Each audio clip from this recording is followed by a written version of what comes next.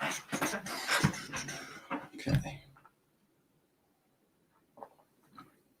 So we're getting live here.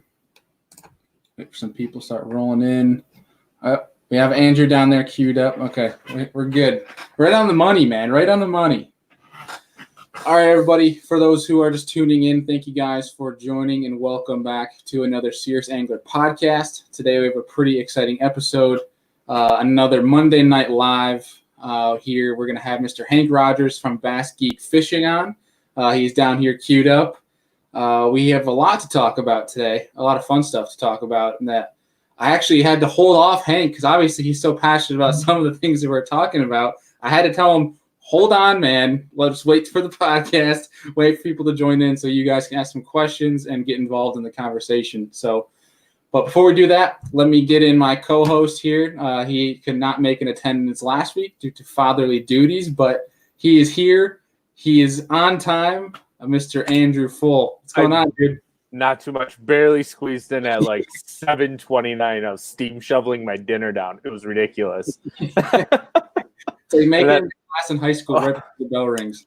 Exactly. I had to run upstairs, grab my wife's computer, run to the basement, grab beer, grab my water. Like it was terrifying. I almost fell. Like we got some stuff to catch up on here, but we'll get Hank in a second. We'll get the conversation going. But before we roll in and introduce Hank, I think Andrew and I would both like to extend a thank you out to Douglas Outdoors for sponsoring the podcast. Huge shout out to you guys, as well as a huge shout out to Queen Tackle. Actually put the jigs to work today, which you guys will see a video on coming down soon. But it was a blast. So huge thank you to Douglas Outdoors and Queen Tackle. So without further ado, we're going to introduce our guest for today, Mr. Hank Rogers, BassGeek Fishing. What's going on, man? Good evening, man. How's it going, guys? I know, Hank, you didn't get a chance to meet Andrew because Andrew just like we said, he just got in just on time. So Andrew, this is Hank. Hank, this is Andrew, my co-host. How you doing, Hank? Pleasure to meet you, sir. Yeah. So funny story. Last night I was watching one of your videos, and as I was sleeping, like falling asleep on the couch, I saw like a Bass and Beer T-shirt. So I had to make sure I had a beer for this podcast. So just saying. That's awesome. There you go. My daughter actually gave me that shirt. Yeah, I was like, I need like 5 of those in all different colors. So that's funny.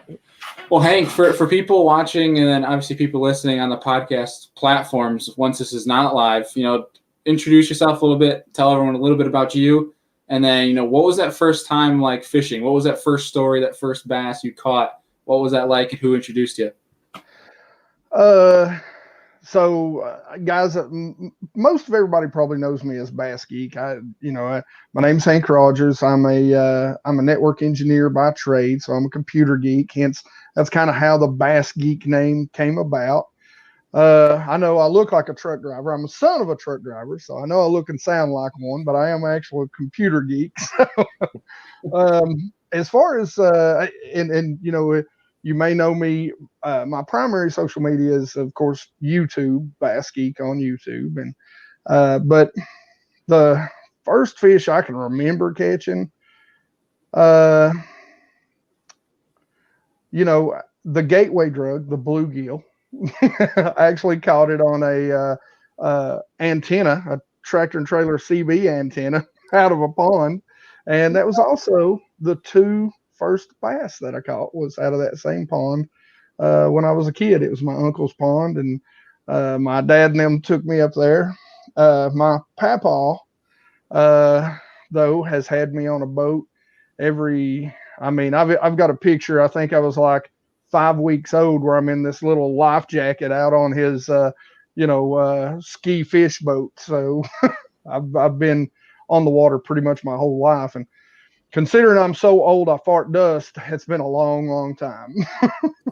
So that's awesome, though. But I'm still trying to wrap my head around you using a CV antenna to catch a fish. Yeah, just tie some. Who knows what kind of line it was back then? I mean, probably some sewing thread. It's like what the bamboo sticks that people would use? Yeah. So that's awesome. I think it comes down to everyone has an interesting story of pond fishing with like a stick and some fishing line from a tree and some kind of makeshift hook and hot dogs and hamburgers. So like, I don't know if Bailey does, but I for sure do. And those are some of the funnest days fishing you can have. So it's a great memory. Now, I don't know if I've actually ever talked about my first story on the show, but to kind of give a quick rundown, it was pretty much my dad casted a sluggo out for me, gave me the rod. I hooked into a fish, saw the bass coming. It was like a 2-pounder, but I was tiny. So I started crying because of the bass. I thought it was huge. I didn't want to touch it. So he brought it in, and basically that's the gist of it. Is I started crying with my first bass. So yeah, it wasn't anything crazy, but now Hank, realizing this now is I was actually about to wear that exact same Tackle Warehouse shirt. I don't buy clothes. I just buy tackle. So everything comes with the tackle. It's the free T-shirt. Mm-hmm. Everything I have is literally free shirts from either partners or whatever. Even the shirts that I wear to work, they're polos, but literally I coached football for 13 years at the local high school, and they're all polo coaches shirts. So that's awesome. That's funny. Yeah, I think my entire wardrobe now is all just fishing apparel. Yeah, that's pretty much about it. It turns into that over time. Yeah. Well, Hank, let me ask you something. So you started obviously, fishing with a CV radio antenna, and then obviously I'm sure you upgraded. So what's the time like now? Because obviously you're in a bass boat, you're running a big YouTube channel. What's the timeline for you? Like, did you just start pond fishing as a kid? When did you get into a boat? Did you do any tournament fishing, stuff like that? Well, I grew up lake fishing, the whole time. There's a lot of small, like electric motor only lakes. I live right on the Virginia-Tennessee border. And so on the Virginia side, there's a lot of really highland reservoirs that are trolling motor only, electric motor only. So one of those is, just really right up the road from where I live at now. And again, my papa had a John boat out there. So, from the time we were, me and my brother and friends were young, my brother was probably like 10, I was probably like 12. We just bring a battery and, a couple of packs of baits, and we'd either go trout fishing or bass fishing. We had no clue, really back then what we were doing. But so that's one thing I kind of skipped. Like, I don't really know how to fish streams and that sort of stuff because, I've always fished out of a boat of some sort. And, that just kind of, how it is. It just kind of slowly progresses. And the bass boat that I have now, I got a great deal on it. It's the first and only true bass boat I've ever owned because, those things are not cheap. And, I love it. I mean, it really allows you to really hone your skills and learn and be able to fish different types of bodies of water. And, there's nothing like a good, 200 or 250 horsepower when you don't have a breeze to create one. So that's also the nice thing. If you're not catching fish, at least you can cool down. So look cool while trying, right? Yeah. Yeah.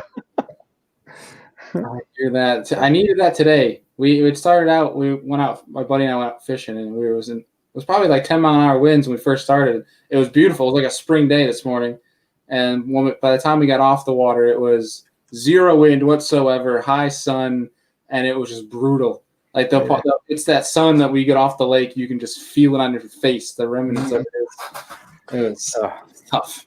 Typical dog day. Yep.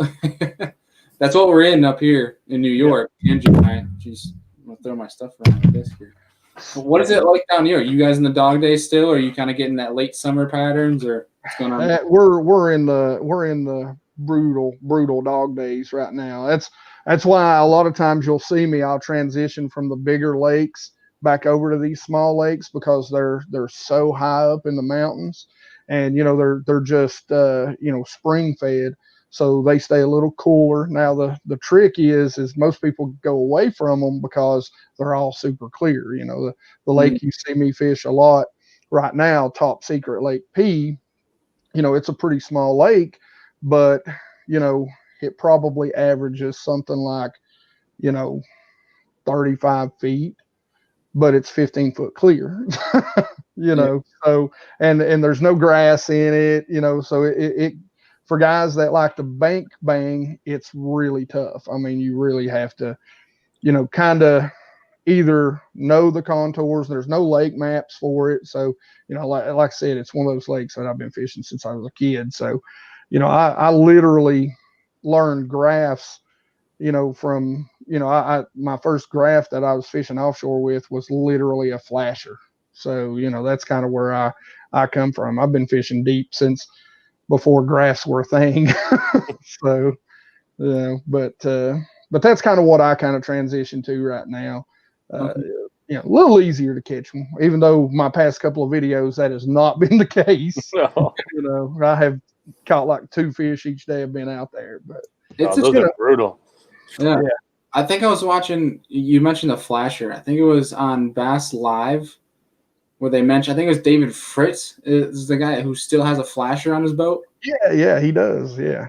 I thought that was crazy because you can get, I'm trying to remember why they said the reasoning was for him to have a flasher on his boat still. Well, I think it's basically that they're more immediate. So there's no latency. You know exactly what's there, and you can see the fish moving in the water column. And, you know, he probably just got used to that, you know, because, again, Fritz is, I think, older than me. I don't want to date him, but, you know, I don't want to, you know, throw his age out there. But, you know, so he's been doing it for a really long time and at a super high level. And I think that's just one of those things he's comfortable with. Yeah. That's an interesting concept. But like going back to your point though, with those lakes, how they, you know, there's no maps on those lakes. It's gotta be kind of cool though to go and explore. I mean, it's not like something you can go and kind of prepare for like many other lakes. You can go on Navionics on your computer or something like that and kind of get a good game plan. Pretty much you're showing up to the ramp and you're going by this, you know, the seat of your belt, you know, just trying to figure out what the heck to do. It's kind of cool though. You can go and explore and kind of just find new stuff and then kind of build upon that. Yeah. And like I said, you know, I've been doing it forever. So what's really cool is as you progress through it, you know, I've fished those lakes forever and I'm like, man, this is a really good spot, you know, and then you begin to be able to take, you know, your down image and your side image and you start going, oh, that's why it's a really good spot. There's that big tree down there that's holding over. Well, there's one spot, and you know, I've had people. I had an older gentleman. He was probably late 70s, early 80s, and I was at the boat ramp on that lake one morning last year. He come walking up, and he's like, "Hey, man," he's like, "You ever catch any fish on this place up here?" And I just put together like a 20-pound bag on topwater over like 30 foot, over a 30-foot ledge that day, the day before, and I was like, "Yeah, every once in a while." And he's like, "Yeah, I got a buddy, or my son watches some guy on YouTube, and he says he gets right in the middle of the lake and just casts right down the middle. He goes, it ain't nothing I've ever seen. Nobody fish this lake before." And I'm sitting here going, yeah, that's pretty interesting. I might have to check that out. Little does he know. Yeah, but the whole point is that spot that I caught all those fish off that topwater, you know, I'd fished it for a long time and never understood, you know, really what it was. But there's a stump that's literally as big as round as like a truck bed. Oh, that's crazy. It's right on the side of a ledge. And if you go over top of that stump, there's actually fish will stack on top of it. Now, the first time I ever seen it, I thought, oh man, that's crappy. But, you know, that's something I always tell people. I'm like, don't discount what you're seeing. Everybody's like, man, on graphs, I want to know, you know, how do you tell the difference between bass and crappie and stripe? And, you know, I've caught bass that look like they're stacked like crappie before. So, you know, the rule of thumb works most of the time, but sometimes with graphs it don't. You pass up on some fish, and especially on that lake, it's just so weird that people, I think, even with good crafts, go, yeah, I don't think that's fish or bass. Yeah. Sometimes So- you just have to take a cast and see for yourself. Yeah, So- exactly. Yeah, Andrew's very familiar with that because he does a lot of down scanning 2D with. He's a Lake Erie boy, so that's what. Oh yeah. So when you talk about clear water, I mean, right now we are in like dry season, so we're fishing like 35 foot of water, for 35 to 50 foot, and we have 22 to 27 foot of viz. Yeah. Well, So- that's what we were talking about before. Now, that's on the small lakes. Now you get on some of the bigger lakes like South Holston, Norris, Watauga, and those lakes, around the dam area, they're 30 foot visibility. So, and they're super deep too. So, during the wintertime, I give away one of the spots right there, but South Holston, I'm generally out there fishing that lake with a Demiki rig for smallmouth, and it's easily I've fished this past year. I was actually catching fish in 80 foot of water down there, smallmouth. Were they on the bottom, suspended? They were. They actually had the shad pushed to the bottom, so Wow. you'd have this huge ball of shad. I mean, huge. It almost looked like a false bottom, and so they would be just slightly on top of them. That's crazy. That's Yeah. pretty cool. That's pretty sweet. That's something else I've never shared, so I just gave you guys. Sorry. I share everything, man. That's one thing about my channel. I try not to keep any secrets or hide any spots. If people come out and fish my locations, the way I kind of look at it is I do try to, kind of hide Top Secret Lake P because it is so small. But, the way I look at it is okay, if you can catch those fish, great. And if you get out there, I just have to, modify my techniques to catch more fish. So at the end of the day, you still got to catch them. But I totally understand what you mean, that you try to find a middle ground between trying to educate, trying to help people catch fish. But at the same point in time, you don't want to burn out your spots, the stuff you worked so hard to find. Yeah. Patterns that you've worked so hard to figure out, just for some dude to come up and watch your video and pull in and just do it with ease, not having to work for it. I totally get that. It's tough. It's a very tough middle ground to find. It is. Yeah. Ugh. 100%. So let me ask you this, because you said you're on the Virginia-Tennessee border. How close are you to Smith Mountain? Because that's Southern Virginia, isn't it? Yeah. It's when I say I'm in Southern Virginia, I mean I'm in the point of Western Virginia. So Okay. the very point of it. Smith Mountain is 2.5 hours from me. I'm closer to like Cherokee. Cherokee is 45 minutes. Douglas is about an hour and a half, roughly. Those sorts of lakes. You're near the better lakes. Yeah. Well, those are definitely better lakes. Up here, unfortunately, the lakes that I'm closest to are like crazy tough right now. So, I've heard Cherokee is a lot of fun, and that is one that's on my bucket list to visit for sure. It is. I grew up fishing Cherokee, and I think it used to be better when I was younger.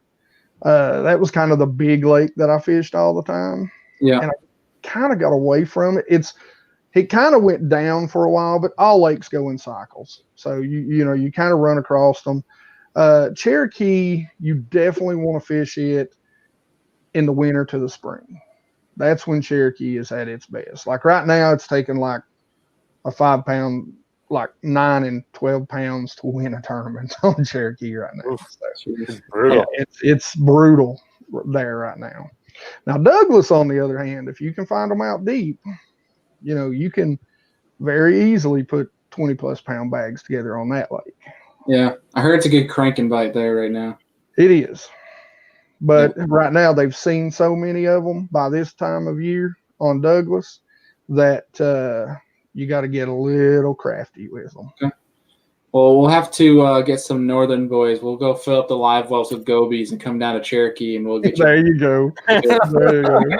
Listen, bring some gobies down here. If they get like those footballs you guys have got up there, release them by the thousands. If your lake's got big boulders in them, which I'm sure they do, they will thrive. Like, I could not imagine spots getting all juiced up on freaking gobies. It would just be insane. Like, I got a buddy who fishes Gunnersville a ton, and I'll send him a picture of a Lake Erie Smalley, and he's just like, give me some of them gobies. He's like, these fish would be massive. I'm like, they're already big. They're eating like 12-inch gizzard shad. It's insane. I was like, I don't know how much more fat your fish can get with some gobies. That would be unreal to take an Alabama smallmouth that's like 24 inches long and give it, a Great Lakes belly. Because if you it'd be like 12 pounds, 13 pound fish. It'd be insane. Bass Talk Live today, they had Paul Mueller on, and he explained how he measured his 7-pound 13-ounce smallmouth, and it was only 22 inches. Like, could you imagine what you could do with those Alabama smallmouth? Take one from Alabama and one from Lake Erie or Ontario. Introduce them, make them friends, make them make babies, and then you have a mega smallmouth. I caught a 5-pound in my How to Demiki rig video. I caught a 5-pound largemouth. It was 23 inches long. It was long and skinny, but big it was old head. 5 pounds on the nose. Beautiful fish. But I was like, gosh, if this thing would eat, it would be like 7 pounds. Yeah. Yeah. For up here, like a 5-pounder is, typically 20 to 21 inches, give or take. It kind of depends on the lake, kind of depends time of year, but that's 23 inches up here would be like 7.25. Yeah. Well, Andy, I don't know if you follow Ethan Hall. If he's listening to this, shout out to you. He posted on social media. He caught a 24-inch largemouth out of Cuco. Yep. Wow. There's giants in that lake, man. Yeah. 24 inches. Like, you don't hear about that in New York. No, that's a big fish. That's a very old fish. There's some trout eaters in that lake, I'll tell you. That's one of the lakes that are cool too, because when you're talking about clear lakes, Hank, we have these. I'm sure you know the lakes in New York, glacial lakes, super deep. I went out a couple days after Christmas this past winter, and you want to talk about a clear lake. My buddies and I, we were sight fishing lake trout in 40 foot of water on the bottom with blade bait. Wow. You could see the flicker of your blade bait on the bottom, and you watch 3 or 4 of them just keep attacking it, and you'd feel it. You just wait for your rod to start to bend, and you just got them. It was insane. Like, it absurdly clear. That's crazy. I mean, that's crazy clear right there. It was a fun bite too, and we found areas where it was so cool. And I don't mind giving this out because I don't mind beating up on lake trout, because less lake trout means more food for smallmouth and largemouth. Especially in our Finger Lakes. Yeah. They're like saltwater cod. They will eat anything. Oh my God. Yeah. But we found this area where we could see all the alewives that were being pushed, and you just see Lakers everywhere. So you were watching them feed. And I wish that day I had like a GoPro that I could drop down in the water, but it was so cold I didn't want to even risk it. But like, you could literally, all of us were just watching. We lean over our kayak and just drop down, and you just watch them eat it. And you could they would grab it, and you could be like, oh, a small one, and you just wait for them to let go, and you can just wait for a bigger one to come by. You can pick which one you want. They were dumb. They would eat anything, absolutely anything. What's the junk fish down by you guys? I mean, it's probably I'm sure there's a carp everywhere, but yeah, it probably just carp and gar. I mean, that's really the junk fish down here. You got some drum too, the big old sheep's head. Yep. Oh man, I couldn't. Yeah, I went down to the Classic. Hank, we were talking about conventions. I went and worked the Classic. On my way back, I wanted to fish Chickamauga. That didn't go very well. I've told that story before, but basically I went to Watts Bar right after it, and I was throwing a jerkbait in one of the back of these pockets, and I didn't know that drum were down on TVA systems. So basically, I fire out my first cast of the jerkbait, and I get throttled, and I lean in it, and it starts peel and drag, and I'm like in my head, I'm like 10-pounder, like this thing's giant, and then I get it closer and I see the big flash, and I'm like, I'm just still thinking like this is a giant. Of course, my cast. I'm gonna take this giant largemouth, and I get closer, and I'm like, the disappointment that I felt, I could not describe because I did not know there was drum down there.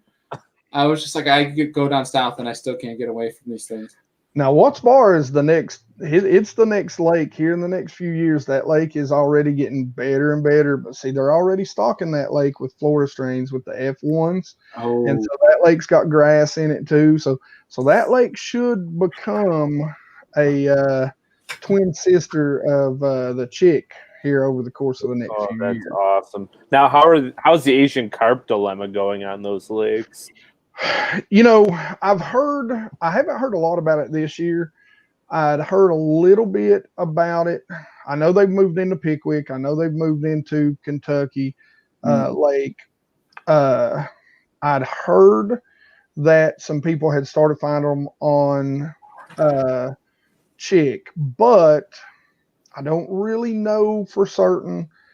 Chicken Watts Bar, I'd heard some reports that they had found some, but right now I don't think it's a really, really big problem there. So that's good. Fingers crossed, honestly, because that could really ruin those fisheries. Well, they just suck all the plankton out of the water, so the juveniles can't survive when they're fry. Yeah. So it's a big issue. I was trying to remember where I've heard this. I want to say it was Bass Talk Live with Mark Menendez. Don't quote me because I could be wrong. But basically, they tried to say there was at least 4 million pounds of Asian carp that they've already extracted from Kentucky, I think, and the goal is 8 million by the end of the year, which they might break that. Yeah, I mean that's good. I'm sure that's a great step, but it makes you think because they say we still have a lot of work to do, and it makes you think how much is actually in there then if they're saying they're only making progress, not making a big chunk out of it. That's a lot of fish. Yeah. It's daunting, really. I mean, that's breaking. Yeah, because I remember people saying, like, originally when they were first becoming a problem, saying how, they can't be that big of a deal because they're not killing bass, so the bass just have to go somewhere else. But, and correct me if I'm wrong, the issue is they're killing the vegetation for the forage to live in that the bass eat, and that's why the bass are dying off essentially. Well, and they're bottom feeders too. Now, your native carp will actually, feed on bluegill bed and on bass beds too. So they'll feed on small fry and they'll feed on the eggs of other fish. And so these fish are very much the same way. The problem with them is that, like in Kentucky Lake, there's not a lot of vegetation in Kentucky Lake, very, very little, if any. And so the problem with it there is that they just, feed on so many of the bait fish, the shad spawn, so that you begin to lower the food source, and then they feed on the bass eggs, and they spawn in kind of the same areas, and then they spawn so much. I reckon I don't remember. I wrote some paper on this years and years ago, but about how many eggs actually make it to mature bass size. But, I reckon it's just so many more of the Asian carp that it's just incredible. And that's the problem, is that they grow in numbers so fast that they deplete resources.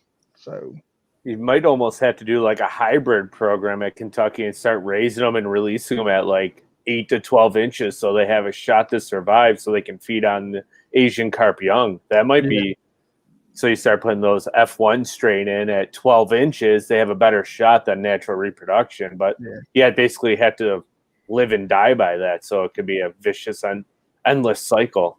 Mm-hmm.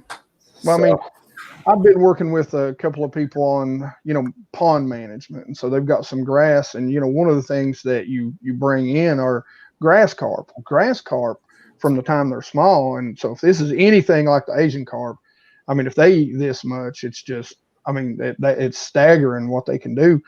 But, even a grass carp will eat 3 times its body weight every day in grass. So just imagine if that's the same way with whatever, the Asian carps feed on. That's insane. I did not know that. Oh yeah, they eat.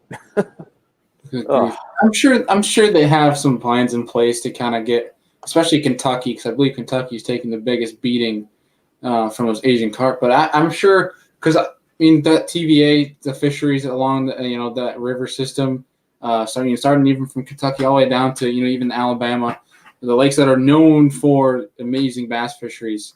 I'm sure they have stuff in place because they have amazing fisheries, just management, things set in place.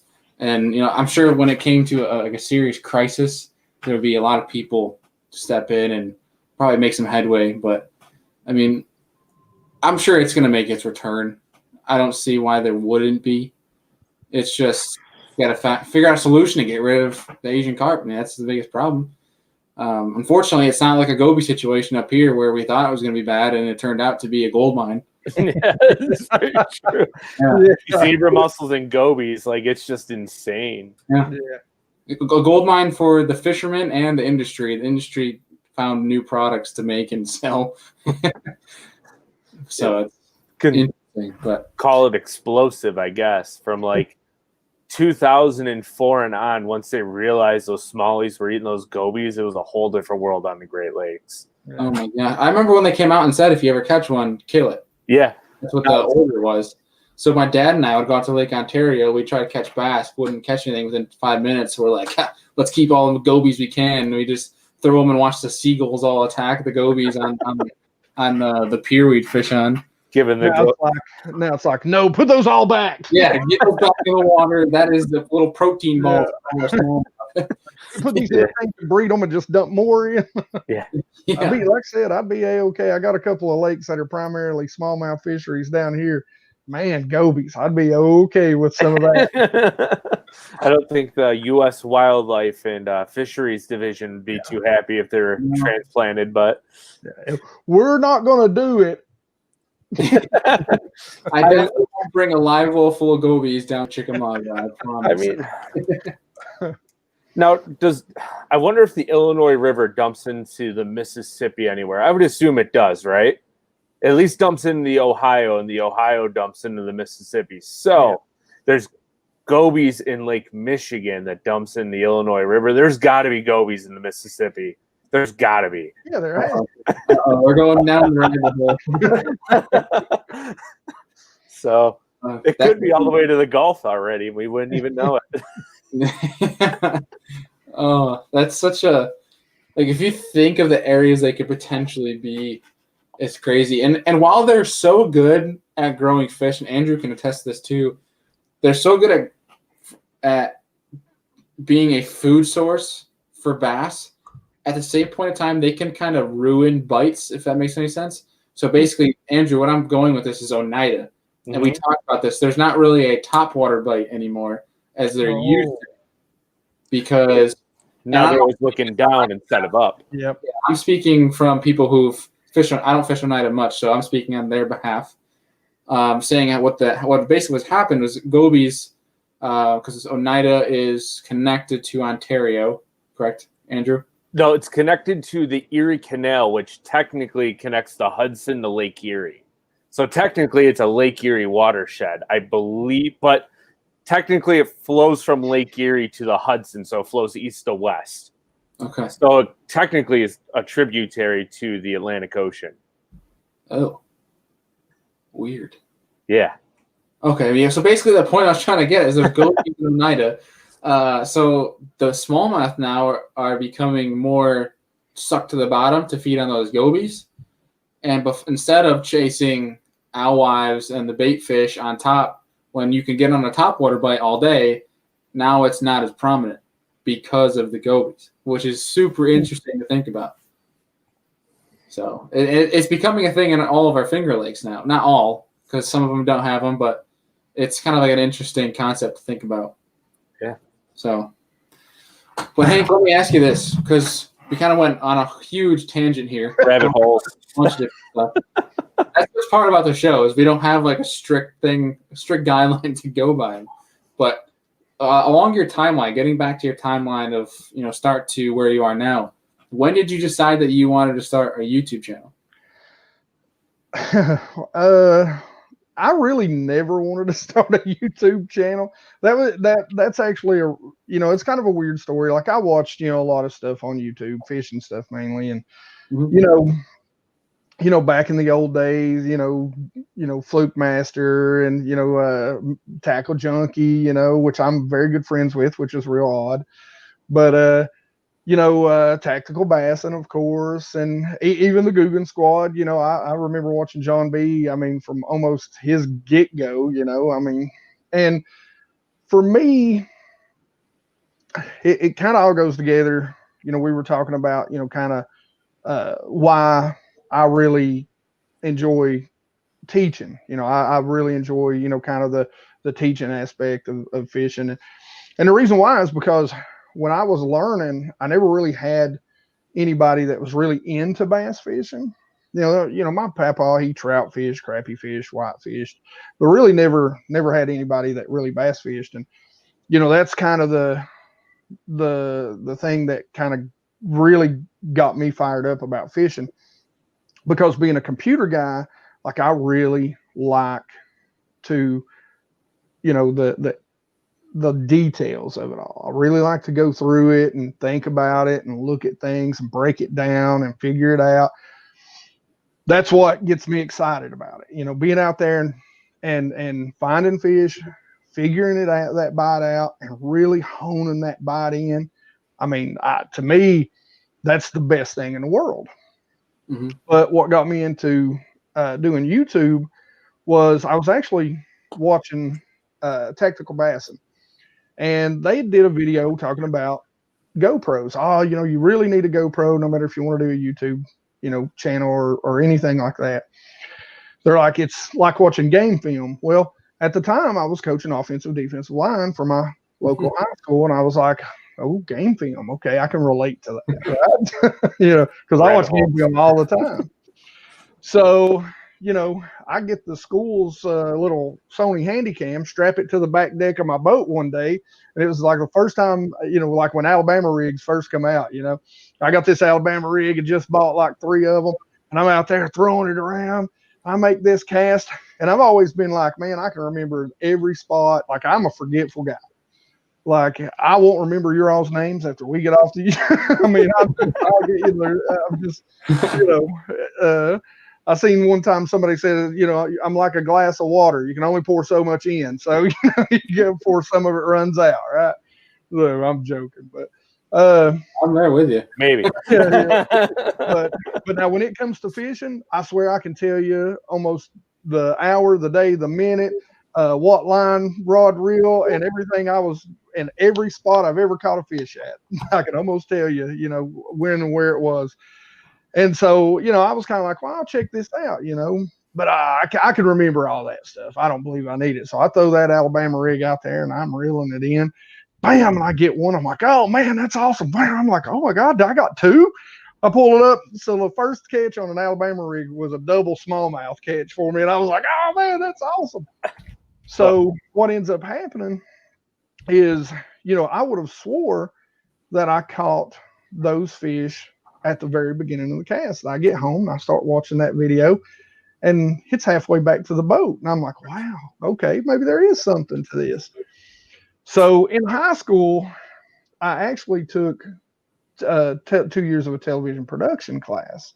So I, back then you were editing from VHS tape to VHS tape. Oof. And, so I'd done some of that stuff, really enjoyed editing. And so I was like, well, how am I going to cut all this time where I ain't catching fish out? Because there's a lot of not catching fish time in there. And so I cut all that down and just made a little video. And then that's when my son and my guys, some of the guys I fish with from work, and they were like, dude, you really need to do a YouTube channel. And I'm like, no, I'm not doing a YouTube channel. And they're like, no, man, you really need to do a YouTube channel. And that's they kind of pushed me into it, really. And, me, I never do anything. If I'm going to do anything, I'm going to sit down and at least have some sort of game plan, attack plan, whether I know what I'm doing or not. And so that's when I kind of decided, okay, if I'm going to do this, I want to really do it for the guys that are kind of like me. those guys that really want to learn how to get out there and catch more fish and really want like the details, because, you know, the thing I always hated back then was everything was so general. Like nobody would say, it's just like this, go do it. Go do it just like this and you'll catch fish. And that's what I want to do. I want to be, you know, some things are general because body of waters are different, but I'm going to tell you, at least for me, the exact colors, why I'm using it, the exact cover, the exact structure, the exact time of year. I mean, I don't care if you see the spot, it's fine, you know, but I want you to go out there and say, okay, BassGeek told me to buy this color, and this color, and I can go catch fish on this. And, you know, that's kind of, because I always call it beating water. You know, to learn a lot of the stuff I learn, I beat a lot of water with a lot of baits and, you know, trial and error, and spend a lot of money on a lot of baits. And, you know, that, you know I would go in, thank God I've got a supportive wife, but, you know, even the way I do things now, you know, if I want to learn a new bait or a new, you know, rig or something like that, I'm real bad about going, okay, I'm going to go buy these worms and these 2 brands and these 5 colors, you know, and I'll buy these of each. Yeah, you know, exactly. So I'm like, okay, now I've got everything I feel like I need to suit every condition that I might run into. So I'm going to optimize, you know, my chances of catching fish and, you know, gaining. And not everybody can do that, you know. So that's what I kind of wanted to. That's why I have that's why I love to teach, because I love to learn about it. I love to talk about it. You know, I love to think about it. I go to sleep at night thinking about fishing. You know, it's like kind of calms the brain and lets me drift off, you know. Yeah. So, well, I think what's cool about what you do is not only are you giving people recommendations on baits and giving them confidence in things and showing them how they work, but also what you're doing is you're showing them how they can go out on the water and kind of take these visual or the kind of these different clues or cues that they see on the water and kind of put them together. And then once they get that first time when they put certain things together and it clicks, it'll light a fire. And then future, it's just going to come natural. yeah. And then the more it's going to be due to you, because you showed them how to take the variables that they have in front of them and how to read fish, how to know where they're going to set up, how they're going to set up, how to approach them when they're set up like that. I think that's what's pretty important about it. So that's what's pretty cool. That's what I enjoy about your videos. I've learned a thing or two. And, you know, I'm just a weekend warrior, just like, you know, 99% of everybody out there. And, you know, I show when I go out and I catch 2 fish, I show that I went out and caught 2 fish. When I go out and catch 1 fish, I show that I go out and catch 1 fish, because especially the guys that are learning, you know, when guys make YouTube videos where they're out there catching, you know, fish after fish after fish, you know, that little top secret Lake P, anybody that tells you will tell you that's one of the toughest lakes you'll ever fish. That's why I wanted to learn it. I wanted to be that guy that everybody's like, that guy is catching fish on that lake like that. I got to watch these videos. You know, so even the locals are like, you know, I pulled a 4.5 pound smallmouth out of a lake that doesn't have smallmouth last year on a topwater bite, where, you know, I caught, you know, like 19 pounds worth of fish over, again, 30 foot of water. And, you know, these guys are like, you caught that where? But, you know, that's what I try to really do is, you know, show these guys, you know, that are watching, look, we all have bad days.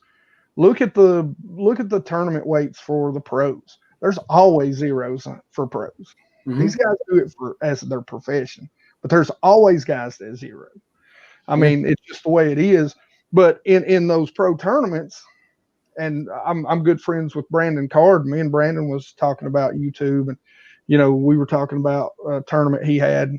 You know, when you get out there and you start, you know, we're up in the 37,000 subscribers now.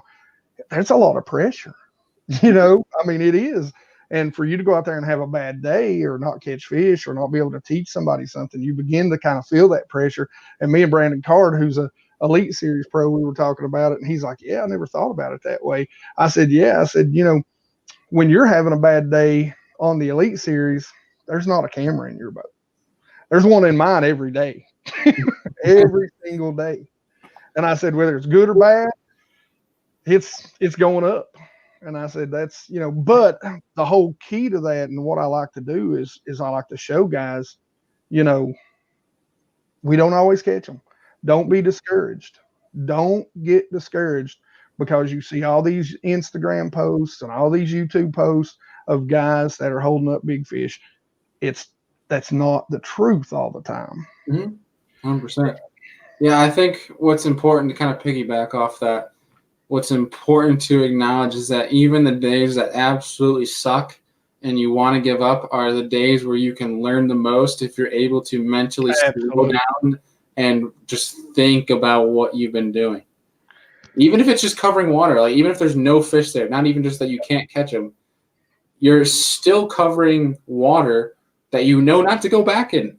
Yep. Or you might be covering water that they might not be in now, but if you take the time to slow down and think about it, they might be at another point in time of the year or a certain, you know, weather pattern. Yeah, I always say I learn more on the days that I zero than the days I catch 100. I mean, it's just because you know, when you're catching 100, you're just having so much fun. Right? You catch 30, you can't think. You're just keep going. Yeah, those things are just stupid, right? So, you know, they don't come along very often. You just breathe in and enjoy. But you know, on those days that you zero, that's the motivation. That's the motivation. You never want to do this again. Yeah, those are the days that either motivate you or break you. Those are the days that really show what character you have. Are you going to go out there and you're going to give it to that lake the next time? Or are you just going to lay all your gear down, sell it on eBay, and be done with it? You know? Yeah, both those times. We've all been there. And it's kind of funny, like thinking back, like how invested a lot of people are in tournament fishing, right? Yeah. When you get into tournament fishing, you have to change your mindset. Do you want to catch 100 fish or do you want to go for 5 to 7 bites? And I know Bailey loves catching hundreds of fish, kayak anglers, you know, like they're a special breed. But I over the last like 4 years, I went from getting frustrated because I didn't catch 20 fish. Now I'm like, if I get 7 bites today, I am having the best day. If I get 5 and I win, I am thrilled. I don't care if I caught 5 fish. All I care about is why did I lose the ones that I lost that bit, and how am I going to catch bigger fish? And that's where my mindset has changed to. And I'm sure you could say that as well. It's like if I get one big bite when I'm out practicing, that clues you into the entire 8-hour tournament what to do, even if you only have 2 hours of practice. Yeah. So there's so much you can learn from zeroing, and if you're patient and you understand why you zeroed, you can really grow fast in this sport. And that's testament to your YouTube series. I mean, so many people quit on 3 days out on the water, zeroing in a row on a body of water they've never been to. And it's like, did you fish the same stuff or did you expand on it each day to try and figure it out? And if you break it down, you actually talk to the people, they're going to tell you, I fish the same stuff because my buddy told me to fish there. But they're not really trying to learn on their own. So it is definitely a learning it's definitely a learning sport. You grow every day, every second. And I got to watch more of your YouTube videos because the one I watched last night, it was fantastic. So well, you know, and that's like, okay, so like the 2 or 3 videos, you know, fishing videos that I've done. And I try to make sure that even in the fishing videos, it's not just a music video of me catching fish. Listen, at times, like especially the past few weeks, I wish that was the case. but you know, being a tournament guy, you know, I know around here that if you can catch 3-pounders consistently in 90% of the tournaments, you're going to finish top 10, top 5. And right now, this time of year, you're going to win some tournaments. So 3 and above. And that's kind of what my mindset is on. yeah, I could have picked up a finesse worm and went to dragging around and caught a bunch of dinks. And you know what? If I could, if I would have went out there and I know where the bigger fish are and it hadn't paid off, if I'm fishing in a tournament where, you know, points are a thing for the season, I'm going to go fill a limit out doing that. But if I'm out there fun fishing, which is still a learning session, a practice session, that's how I fish. Even when I'm on the water and it's just me and I, you know, in the last 2 videos, one of my buddies from work who, you know, is just really getting into bass fishing. We're out there. I hand him this underspin and I say, here's this underspin. You'll catch them on this. And what am I doing? I'm cycling. I'm cycling through baits, trying other things, trying other techniques, trying to expand, you know, that on that bite. And, you know, so that's how I'm always, you know, I've had guys look at me and they go, do you ever just go fishing? I'm like, yeah, that's what I do all the time. But I'm like, I just love the, you know, even if I never fish another tournament, never do another YouTube channel, you know, before I did YouTube and any sort of tournaments and all that, it was always, how can I get out there on the water and catch more fish? I mean, ain't that really what everybody wants to do? You know, so to me, it's like, okay, how can I maximize my time, maximize my catches, and make the best day I can have on the water every single day? And to me, I love being on the water. I love the water, but I love catching bass. And so if I can catch more bass, I can be a lot more happy too. I get it.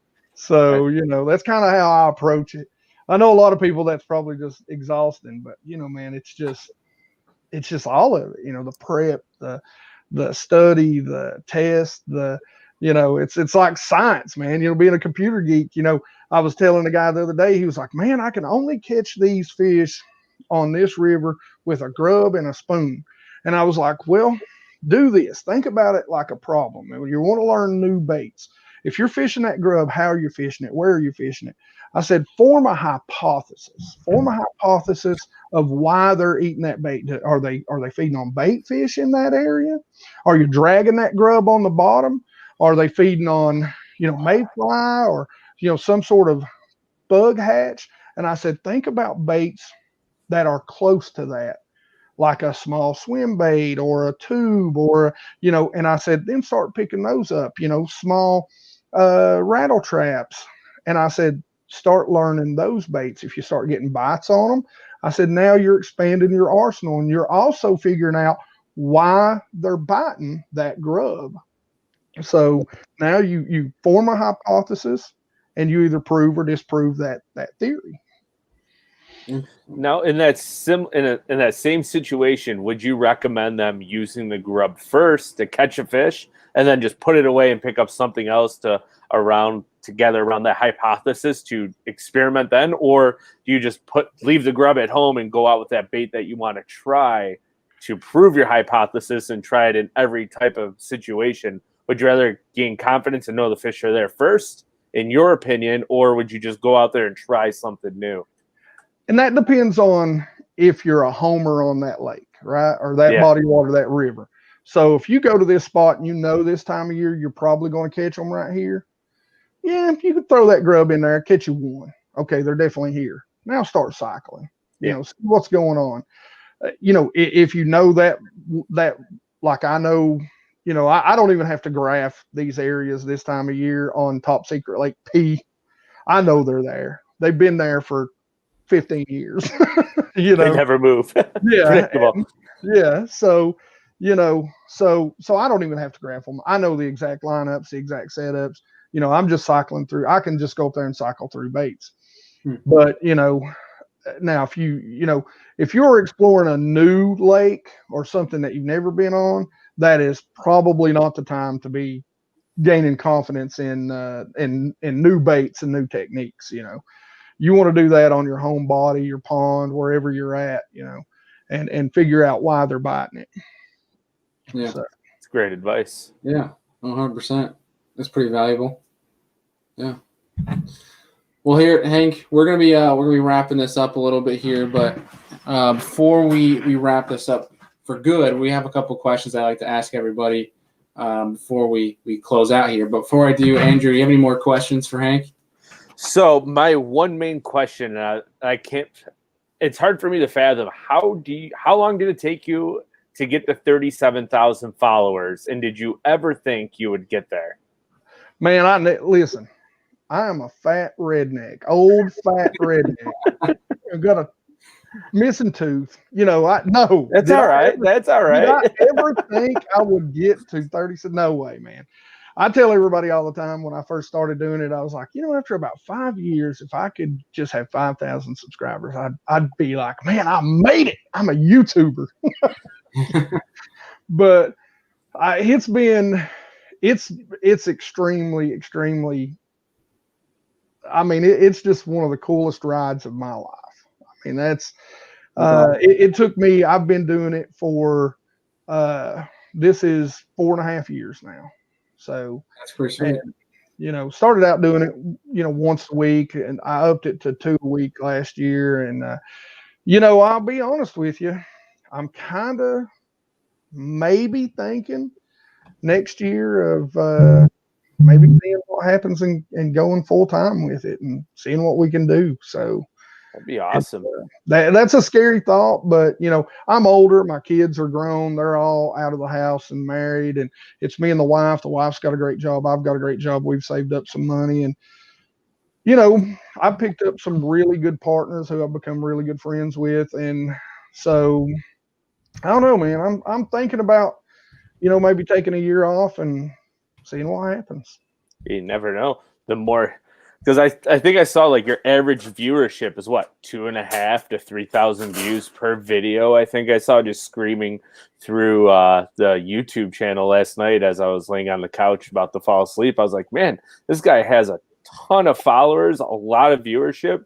So what would you say is your best advice for any YouTuber starting up fresh in the game, kind of like Bailey? How do you grow your audience level to that point to get to a 37,000 follower viewership? I think early, you have to provide value to the subscriber or to the viewer. So, and value is going to come a lot of different ways. The Googans, they're great entertainment. You're not going to really learn a lot from them, but they're great entertainment. Make you laugh. Yeah. The value that I try to provide is more on the educational side, and, I always tell people a lot of times, you've just got to really find what it is. And it doesn't have to be super crazy unique and all that. It just has to be a story told in your voice, in your way. And you're not going to know that. You go back and look at some of my first videos. Please don't. I might have to. No, I enjoy the first runs. You can pull them up right here if you like. The audio is just horrible. It's basically narration over fish catches with some really bad music. So, and so you're going to learn, you're going to grow, you're going to constantly change your own format. But the biggest thing is focus on what you want to provide and be highly searchable. Your title, your description, and your tags, and a good thumbnail. Go a long, long way. It's good to know. Very good to know. You even have it right here, a playlist on Start and Grow a Euclid Fishing Channel. Yeah, I'm going to get really in depth with that. I started it a little bit early. I meant to really save that for the winter time when the fishing slows down. Mm-hmm. And the do not do's are pretty good in that. So, what is this one with this bearded? That's just that's G-Man. That's Gerald Bell. At first, I realized I think it's a Mercury hat, but at first I really thought it was a Dolphins hat, and I was like, "Who did Gerald Swindle lose a bet? When would he ever wear a Dolphins hat?" But I think that's a Mercury hat as well. But I think it is a Mercury hat. I don't remember. That's been a few years back. Is that 4.5 pound Smallie right here? That is right there. Yeah, that's a chunk, man. Totally. Yeah. Now that smallmouth looked like it come from up your all's way. That's one thing. If you ever want to come to Buffalo, October, November, and you have to come when we say come, like, because it's so weather dependent. Any day it'll blow 65, and the next day you can go out and jack them in chocolate milk. But it's just ridiculous. Mike has a great point here. Yes, that is a great point. That seems to be the popular ones out there. Yeah. That's funny. But I tell you, if you go to where it says home right there, and I've actually got this video up. Well, crud. I guess where you're already subscribed. But anyway, the one where it says top water over a 30. Down one. It only shows up for new users. Top water over a 30-foot ledge is like, I'm telling you, it should show up. Yeah, that's it. Yeah, right there it is. I'm telling you, man, that one is. That's the grabber. I left a little too much 42,000 on the using the graph there, but I've kind of learned guys really love me showing the graph, but I'm telling you, man, that's a funny video and one heck of a day. That day should be coming up. I've been able to duplicate that almost at the same time of year for the past 2 years now, and it should be coming up any day now. Seasonal patterns are the best. Yes. Especially like what I've learned on like our Finger Lakes, I'm sure it's kind of similar to like the highland reservoirs you have, is like as soon as the weather temp hits a certain degree and as soon as that lake temp hits a certain degree, you know right where they're going to be and how to catch them every time. So as soon as you figure out that needle in the haystack on how they're acting at that certain time, you can just blister them. Yeah. So it's kind of funny how these small bodies of water don't really ever change. Yeah. I'll tell you what, Hank, you can totally come up to Lake Erie end of October and hop in a tournament that Andy and I are fishing against each other on the 24th and 25th, and you can hop in on the trash talk. Oh god, some big old smallmouth. Like when I'm telling you, it's going to be dumb. It's a 2-day derby. I bet it takes 56 to 59 pounds to win. It's going to be dumb. Now, see, there's some good lakes. There's some good smallmouth lakes down here. South Holston, Watauga, and with Cherokee, you don't catch the size, but you fish South Holston, any tournament in the spring, it takes 20 plus pounds of smallmouth to win that tournament. And those are mean fish too. Yes. They're long, big headed, and big tails. Oh man, listen, that's one that, like, if you go back to my my spring videos, we go and we bed fish for those smallmouth, but you can't see them. Mm-hmm. So what we've learned is that there's a certain type of rock that they'll get on these steep banks. And man, you're sitting there with, little tiny, just either wacky rig baits or some sort of like the Sakushi bug. I'll tell you what, that little thing, wow, I was amazed how well it did this year. And you just throw it out there and you just drag it down. And all of a sudden the line will go. Yeah. And boy, when they hit it, you'll either see them swimming off to the side, you jack it, and you want to talk about a pissed off fish, buddy. Let me tell you, a smallmouth right off the bed, 3, 4, 5 pounds, and you're 20 feet from it. It is Katie bar the door, man. You better hold on because it's going to be a fight. Oh, yeah.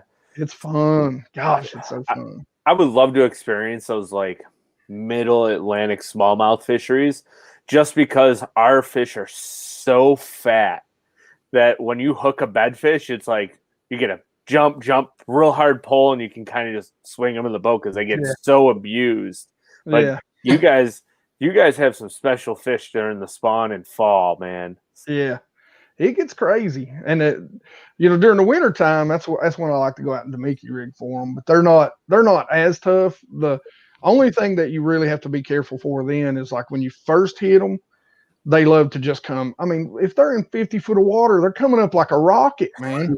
And then all of a sudden you're reeling, trying to keep up. And the next thing you know, they get right to the top, 10 foot, and they turn back down, and you're like, oh no, Stop. yeah. I'll tell you what, today we got into some smallmouth, and I had seen one on the sonar, and I dropped right down to it, felt the thump, reeled into it, and I'm like, oh, it's a dink. So I'm just reeling it up, thinking it's like maybe squeaker. Charging. I almost needed a new pair of underwear because it scared the crap out of me. It was like a 3.5, 4 pounder came skyrocketing, almost like I thought it was gonna hit me in the face. It hit the boat, pretty much headbutt the boat, came up, and like all of us in the boat were like just like jumped because it just scared the crap. We weren't ready for it. Like I was burning up, and then they went right back down and zzz. It was crazy. I think it's got to be a universal smallmouth. Like first instinct is just shoot up. Yes, absolutely. Like our Lake Erie fish are ridiculous because a lot of times you drop on them in like 40 foot of water in the summer, and the water's 80 degrees, right? So they grab it and you pull on them, and all of a sudden they're digging, so your rod's down. You can turn your head and sometimes you'll watch them jump behind the boat. You're like, what the heck is going on? I was fishing. That's pretty funny. You said that jumping behind the boat, because I was fishing Dale Hollow a couple years back. And I had a Ned rig on, and I swear he jumped on the other side of the boat, and I lost him. My buddy just looked at me and was like, I was like, I couldn't do nothing. What does he expect me to do? At that point, you really can't. You just got to rest. I have a really good friend who gets seasick real easily, and another one of our buddies, we're fishing a club derby, and he drew him, my buddy who gets seasick, and there was like 2 and 3 footers on Erie, and I guess the whole time he was upchucking and fighting smallies while sitting in the seat, and they were jumping on the other side of the boat the entire time. Like, this poor guy. God. Oh, that is too funny. Oh, man. Coming from the crushed top water. That sounds like a blast. Oh, man. That's such a sneaky lake. It is. You want to talk about clear water, man. Like, you'll be right up your alley there, clear water. I'm just a straight whopper plopper bite from dawn till dusk. Or dusk till dawn. Yeah, that's the right way to say it. You watch that topwater bite. I'm walking it's a translucent head and one knocker. Mm-hmm. But it's primarily largemouth, right? Mm-hmm.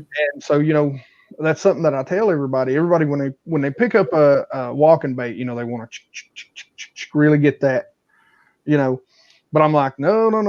Largemouth are like me. They're fat. They're lazy. Yeah, you have to really get that thing to glide out there. And, they won't come up and just crush it. They'll just come up and go suck it in. So it's funny. Like, I think our New York fish are completely different besides Oneida.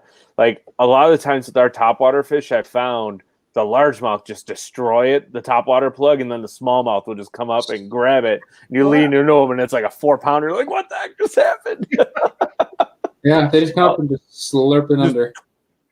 Like the slowest bite you'll ever see. It could be a full-on walk bait Sammy 100 bite, and you're working it all of a sudden just you're just like, what the heck just happened? I was on a lake called Flanagan here, and there's grass in the back of that lake.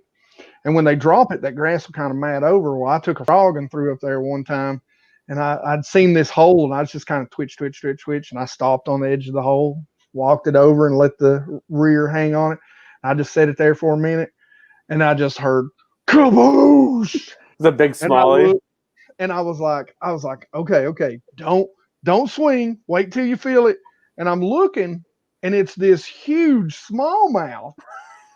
And I'm sitting here going, is that a smallmouth? And I'm like, just wait until he turns back down. And I start looking, and my stinking frog's like 5 feet over this way, and he's 2 foot out of the water and going back down. And I'm like, it didn't sound, people are like, man, it sounded like a commode flushing. It sounded like a commode exploding when it hit that thing. It was like, oh, koosh. It bent my knees. I was like, oh my Lord, what is going on here? Yeah, I don't know if you watch like the Champlain live at all, but those spook bites were just incredible. Yeah. No. Yeah. It's kind of like a frog bite with a largemouth. They were just crushing that spook. Yeah.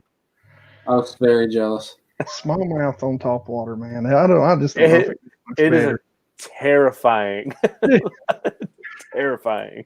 Terrifying, but the best ride of your life. So much fun. I've never seen one hit a frog before, so I was just totally It's super rare, but it's crazy. They do it up in Canada a lot. Canada, Lake Havasu, Edwin Evers in the Bassmaster Elite caught like a 4.5 pounder on a frog in Havasu in like 2 feet of water way up the river. I was like, what is going on here? He's like, a brown one. And it was the same exact thing. It was like somebody just unleashed a 5-gallon bucket out of a toilet. Like, I mean, that thing wanted that frog dead. I'm not kidding. He was at least 2 foot completely out of the water. Barely get in its mouth. Yeah. Like, it's like, what is going on? The only reason I even knew it was a smallmouth was because you could see the dark belly and, you know, how they spot up when they've been, you know. So I was it's like, that is insane. Well, Hank, this is going to be our last question for you here, because I think if we keep asking more questions, we're going to go on another tangent, and we're going to get 3 hours on the podcast here. Me and Bailey have a historical record of going for like 1:45. So I don't know if you've noticed, but I can talk. Oh, I think we can all talk. You are welcome on the show anytime, sir. I'd love to come back. Yeah, but our last question for you, this is the one I love to ask, is if you could sit down and invite any 3 people to have dinner with you, say like dinner and a beer, so you could sit down and pick their brain, what 3 people would you invite? They don't have to be the fishing industry. They don't have to be. They could be past or present. Doesn't matter. Who would you invite? Gosh, I don't know. I mean, that's tough. Yeah, I don't like to give people a heads up on that question. It makes it more fun. It makes it kind of spontaneous. All right. Since it's and it could be anyone from like any time ever.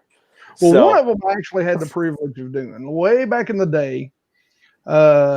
When BASS used to run I don't remember exactly what they called it, but it was like the Bass U. They had it in Roanoke, Virginia, and just so happens I'm sitting in there. My brother is passed out drunk after we'd hit the bar in the hotel room, but I'm sitting in there and I'm eating, and Denny Brower comes walking in. Oh, dude! And so I was sitting there and I started not to bother him, but he was by himself. And, you know, I went over to him and I said, Mr. Brower, I said, I'm a huge fan and it would be an honor to sit down and break bread with you. And so I actually got to sit down and I tried my best not to be too much of a fanboy and really just fishing because the man's eating, you know. But I did get to, you know, we did get to talk a little fishing, and that was a crazy, crazy honor. Oh man, the other two. One. Yeah, it's only one. Yeah, the other two. You know, it would have to be some. It would have to be some physicist. You know, whether can they be alive or dead? Because I'm like a huge and I'm anyone. Huge anybody from any pastime. Could be George Washington for you know. Could be Einstein. I know who it would be. It would be Michio Kaku, who is a theoretical physicist. A couple of books that I've read by him. I told you, man, I'm a geek. Like, I'm a hardcore geek. A redneck with greens. That's the most dangerous animal on the planet. Yeah, so, you know, he would probably be another. And, gosh, lastly. It's tough. I mean, there's so many. Half the time I get a message afterwards of people saying, I should have said this. I should have said this. It would be your home run. To be honest with you, it would probably be the hottest angler in the world right now. Just because. Jacob Wheeler? Yes. Just because him and Kevin Van Dam, man, they fish so much alike and they fish so fast. And I just really want to know about lake breakdown. That's what I would talk about, breaking down water with Jacob Wheeler, because that dude finds fish everywhere he goes. How does he do it that fast? That's what I want to know. He uses all 4 brands of graphs. That's what he does. That is a big help. Yeah. He's sponsored by all 4. Yeah. We don't care. Like, there's no competitive. Right now, he is probably that hot. All 4 of them are like, listen, we don't care if you're using all 4 of us. Just mention it, you know. I was talking to a buddy, and I think Zach Burge was in 3rd. and I had mentioned about, I think I had mentioned to him saying Zach Burge was in third place, and he goes, "No, he's in second." I'm like, "No, the standing says third." He goes, "No, like because Jacob Wheeler's in second." He goes, "Yeah, it doesn't count. Jacob Wheeler doesn't count. Zach Burge." His own standing right now. Yeah. But I mean that guy really does have a passion for it. I mean, I was watching a video by him the other day, and he's sitting there just for fun catching fish. It was after the chick event that he won, and he's sitting out there with the guy from FLW. The fifth day, right? No. Yeah. And he's just sitting there giggling like a 6-year-old kid who's catching their first fish. And that to me, I was just like, that's why he's so good. Like he loves it. Yeah, he loves every second, every ounce, every fish, no matter how big, small. He lives it, breathes it, eats it, sleeps it, man. He loves it. And you can't forget the famous golly, the little mannerisms that he does. Yeah. Ding. That one gets me every time, and it was like the biggest fad for like 6 months. Everyone who caught a big one was ding. I'm like, what's going on? Oh my Lord. There was which fish was it where he said it like twice in a row? He goes, "Oh, it's a big one," and then he goes, "That's a real big and he just said it again. Like this. I thought like the video had skipped because it was almost identical. That's a dang biggin, man. Or Bubs. That's a dang biggin, Bub. Yeah, something like that. I was like, hey, apparently that's what you got to do to catch the bigs. You just got to just call every fish has to be called biggins. Yeah, the Ike Ellie tactic right there. Biggin, 12-incher, biggin. You're just trying to better. You're just talking about biggin. Not that big. It's a biggin. Never mind. Wishful thinking. You almost have to will yourself into catching big ones sometimes, I think. Yeah. For us, it's telling yourself that it's not a pickerel. That's what you're willing. The Finger Lakes. We don't really have. There's some muskie. Now, what's really funny, if you go way back on some sort of quick clip, I caught like a 48 maybe inch muskie. That's a big muskie. I was bass fishing, and so I'm testing for this company at the time. I was testing this new swim bait head out, and so I've got this 8-inch Bastrix, this huge swim bait, and it's fall, and I'm just sitting there slow rolling it, and as the bait changes, I just feel whoom, and I'm like, oh my God, I've got a giant. I didn't even know there was muskie in this lake. Until it comes up, you're like, what is this thing? My God. It's like at this time of year, it was real muddy. Ooh. So it come up just high enough to where I could see this giant mouth that was open, right? And I'm like, oh my God, I've got like a 14-pound largemouth here. And then it comes up and rolls, and you can actually hear me in the video go, it's a muskie. So I'm so panicked because I know how big this muskie is after he rolls. I've got a net sitting right on the back seat, ready to go. What do? I'm like, well, I don't know how bad their gill rakers are. I've never caught one. Cut your hand wide open. That sucker, I've got 20-pound fluoro, right? And so what do? I bass angler it all the way. He comes shooting up, boat up him.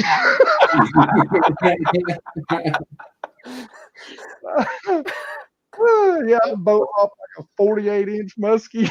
Did he jump at least while you were doing it? So it gave you that angle right into the boat? Then once he got up so high, it's like you see me reach out and grab the rod, and I'm like, oh! Yikes. At that point, yeah. You're lucky. Yeah. Trust me, I know. I was like, and the whole time I was sitting there going, I'm so dumb. There's a net right there. But it's such great footage. Yeah. Do it for the fans.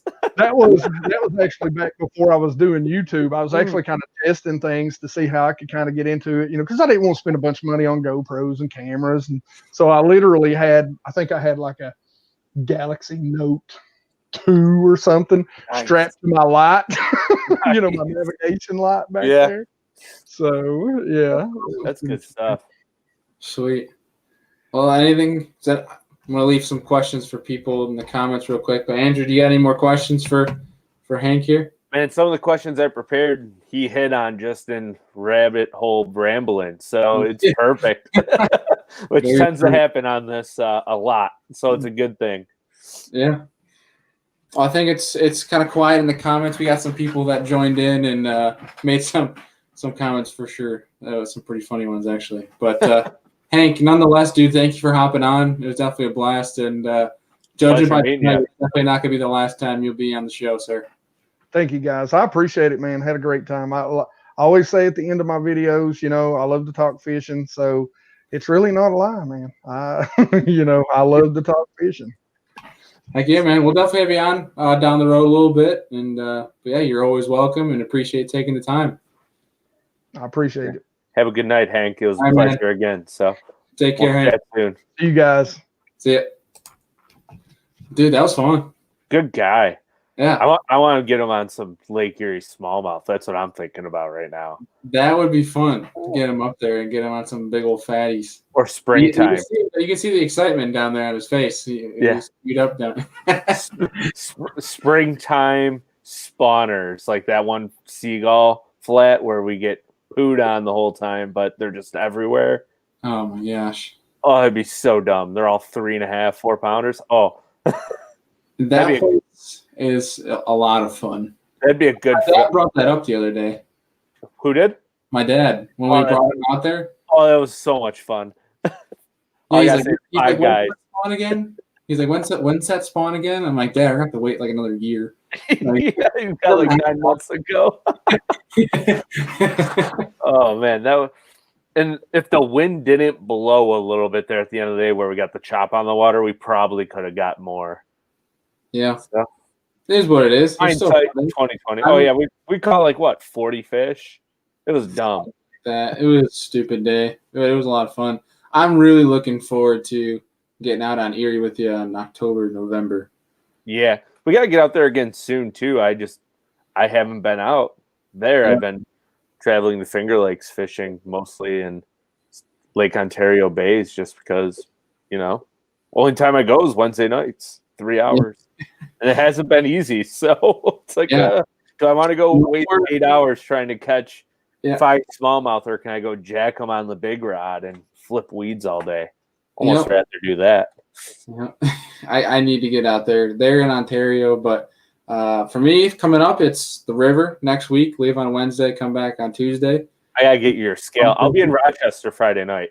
There we go. We can just link up and do that. And then I got my Bass Nation tournament in September at Oneida, so I got to get out a bunch of days and practice for that. But Erie is definitely a must. Ontario is a must. But what else? Oh, this is what I wanted to mention to you is I am never, ever going back to Silver Lake ever again. There was a reason why I have not been there since middle school, and Jeff and I, for people who are listening or watching, Jeff is a good friend of Andrew's, and I had the pleasure of fishing with him. We did not in my absence. Single fish. It was like 3 fish for like 8 pounds won the tournament. There was like 2 fish for 5 pounds got third or something. It was awful. I knew this is exactly why I haven't visited this place since middle school. I actually want to go back there in October and see if there's a good fall bite there, because there are giants in that lake. They're just so tough to catch. All right, you take my kayak, I'll take your boat to Erie, and I'll have a great day, and you can struggle to catch 3. Yeah. I mean, like, Erie doesn't really start getting good. I probably shouldn't say this live until after October. Like, just when everybody puts their boats away and there's like 5 US boats out there, then it turns to like 3. That's when it's really good. Like, we're talking like 38 to 45 degree water temps. Okay. Yeah. Yeah, no, Cold. he's lying, guys. He's lying. He did not mean 32 degree water temps, like ice cold. We need icebergs down there. And you can go out there and try, but they're in such specific places. So yeah. I don't know, dude. My mind right now is on the river. I'm excited for that. I'm excited to get out and practice on Oneida. all you need is 3. All you need is 3. Yeah. All you need is 3. It's not like the BFL where I come in with 3 fish each day and it's not a limit. I would have been Perfect. You're already ready. If it was You already know how to catch 3. Perfect. exactly. I keep up my 3 streak and I'll be sitting pretty. Oh yeah, 3 bigs, 3 5s. That's all you need. Dude, I would have done great day one yeah. of the BFL if it was a 3 fish. But yeah, which day 2 of that BFL, that video is going up tomorrow for people who are tuning in. Yeah, I don't know how much of a sweet video it's going to be. It's going to be fish catching for 2 minutes and then talking a lot for the rest. But that's how you learn, I guess. Like, that's me. That's funny. All right, you got any news? Anything you want to put out there before we wrap this thing up? Fishing Canada was Saturday. I could very well have a 0 fish tournament because I haven't been there in 8 years. Other news is should have my captain's license soon. Finishing up the application here to get sent in. And yeah, that's about it. Looking forward to some fall derbies and hopefully catching some big ones coming up here. Hopefully being able to fish more. I've been kind of slacking here the last few weeks. So a lot of family obligations. Tomorrow's my 3-year anniversary with my wife. My daughter just turned 1. Like it's been a hectic July, start to October, August. So now we can start settling in and get fishing again. Yeah. Congratulations, a little early, but thanks. I can't wait for that October tournament when me and Mike whoop up on you and Destin. Good luck. I was telling Destin the other day, I was like, I don't care if we have a no net rule. If you guys have 30 pounds and Mike and I have 0, I am still going to talk trash. I will laugh the whole time. I know. I'll just be laughing in pain. Oh gosh. Like I just hope I don't do the same repeat on day 1 where I self-inflate my life jacket and look like a big doof out there, Tommy boy. If it gets you 5-pounders, dude, you have to. That's true. I I should probably buy a spare kit now, just to play it safe. It's probably a good idea. Oh man. Well, dude, I think we're gonna wrap it up here. But sounds good. Thanks for joining everybody who tuned in, and thanks Hank BassGeek for joining us. It was a good time, and we look forward to doing this again. What do you say, Bailey? He's giving you the thumbs up. Sweet. All right, guys. Thank you guys again for tuning in, for watching and listening.